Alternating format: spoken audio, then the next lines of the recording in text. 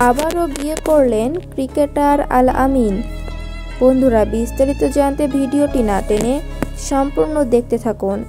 আরেকটি বিশেষ অনুরোধ, আপনি যদি আমাদের চ্যানেলে নতুন হয়ে থাকেন তাহলে অবশ্যই চ্যানেলটিকে সাবস্ক্রাইব করে পাশের বেল আইকনটিতে ক্লিক দিয়ে রাখুন, যাতে করে এই ধরনের আপডেট নিউজ সবার আগে আপনি পেয়ে যান। চলতি বিপিএলে চমকে দেখিয়ে প্লে অফ নিশ্চিত করেছেন চট্টগ্রাম চ্যালেঞ্জার্স। চট্টলার এই ফ্র্যাঞ্চাইজিটির হয়ে খেলেছেন পেসার আল আমিন হোসেন। আসর চলাকালেই আবারও বিয়ে সারলেন একসময় জাতীয় দলের হয়ে দ্যুতি ছড়ানো এই পেসার।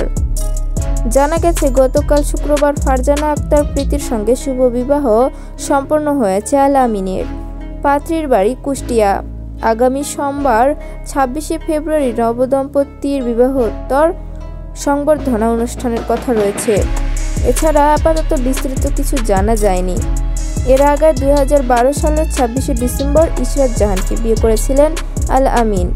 বিয়ের এক দশকের মাথায় ২০২২ সালে বৈবাহিক সম্পর্কের তিক্ততা বৃদ্ধি ও অর্থনৈতিক কার্যকলাপের কারণ দেখিয়ে স্ত্রীকে ডিভোর্স এবং পাল্টা যৌতুক ও নারী নির্যাতনের মামলাকে কেন্দ্র ব্যাপক আলোচনায় ছিলেন আল আমিন। তাদের দুটি সন্তানও রয়েছে। দেশের ক্রিকেটে ভুলতে বসা এক ক্রিকেটার নাম আল আমিন।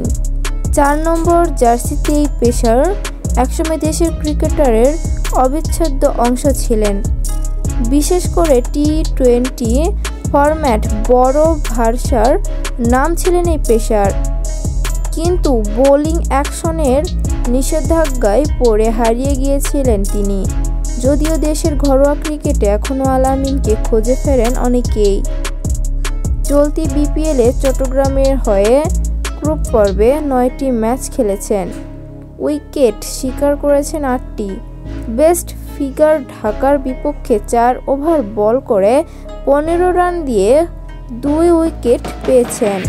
প্রিয় দর্শক, এ ছিল আমাদের কাছে সর্বশেষ আপডেট নিউজ।